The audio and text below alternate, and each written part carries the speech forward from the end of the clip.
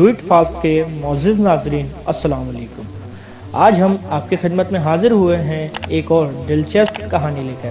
تو آئیے شروع کرتے ہیں آج کی کہانی۔ ایک لوہار کی ساری زندگی شیطانی کاموں اور گناہوں میں گزری۔ پورا گاؤں لوہار کی حرکتوں کی وجہ سے تنگ تھا۔ ایک دفعہ وہ اپنی دکان پر کام کر رہا تھا تو ایک بزرگ دوسرے بزرگ سے کہہ رہے تھے کہ اس لوہار کا کیا کیا جائے۔ پورے گاؤں کی خواتین اس شیطان کی وجہ سے گھر سے باہر نہیں نکلتی تھیں۔ دوسرے بزرگ نے کہا، جب اس لوہار کی اپنی بیٹی پیدا ہوگی اور کوئی اس کی بیٹی کو بری نظر سے دیکھے گا تب اس کو احساس ہوگا کہ عورت کی عزت کیا ہوتی ہے۔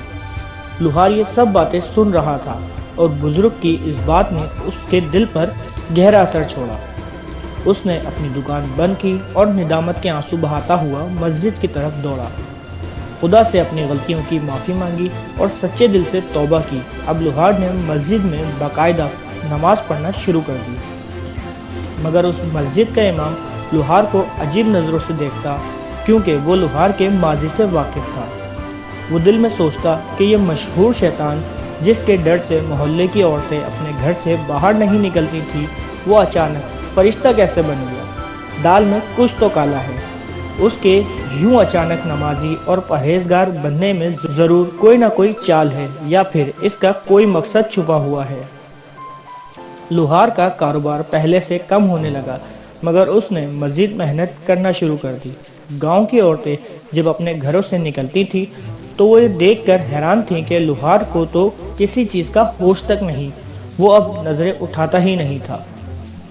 لوہار کے گاہک آنا بند ہو گئے تو اس نے اپنی دکان بند کر دی اور مزدوری کرنے لگا۔ دن بھر کی مزدوری کا اسے تھوڑا سا معاوضہ ملتا، مگر وہ خدا کا شکر ادا کر کے گھر چلا جاتا۔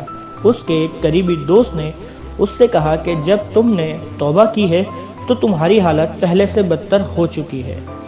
کیا تمہیں یقین ہے کہ تمہاری توبہ قبول ہوئی ہے یا نہیں ہوئی؟ لوہار اپنے دوست کی بات سن کر خاموش رہا اور کچھ بھی نہ بولا۔ اگلے دن لوہار صبح کی نماز ادا کر کے مزدوری کی تلاش میں نکلا، مگر اسے کہیں سے مزدوری نہیں مل رہی تھی۔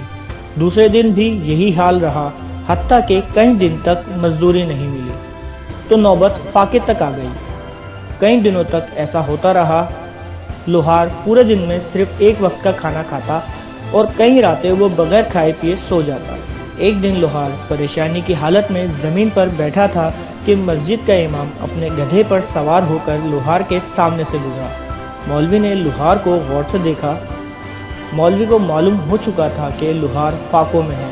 مولوی نے کہا، خدا نے تمہاری توبہ قبول ہی نہیں کی، ورنہ تم یوں ذلیل و خوار نہ ہو رہے ہوتے۔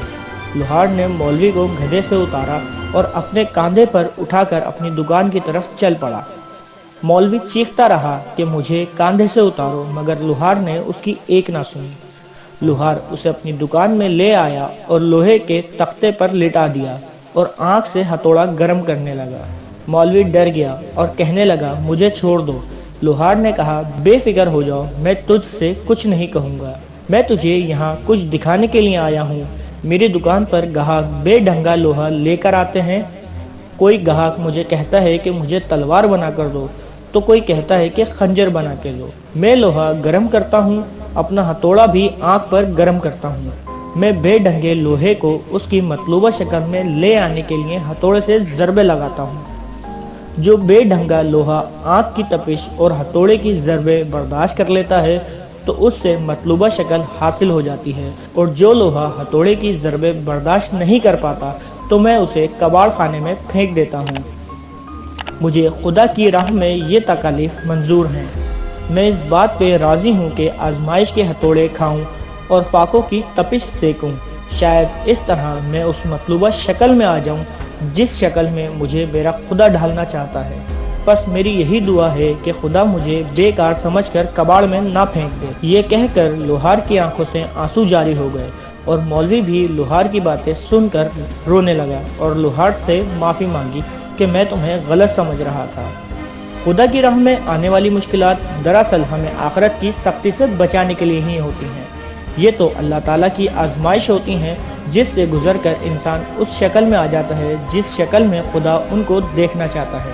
بس دعا یہ کہنی چاہیے کہ خدا اس آزمائش میں نہ ڈالے جس میں پورا اترنے کی طاقت نہیں۔ اس کہانی سے ہمیں یہ سبق ملتا ہے کہ خدا کی راہ میں آنے والی مشکلات دراصل ہمیں آخرت کی سختی سے بچانے کے لیے ہوتی ہیں۔ یہ تو اللہ تعالیٰ کی آزمائش ہوتی ہے جس سے گزر کر انسان اس شکل میں آ جاتا ہے جس شکل میں خدا ان کو دیکھنا چاہتا ہے۔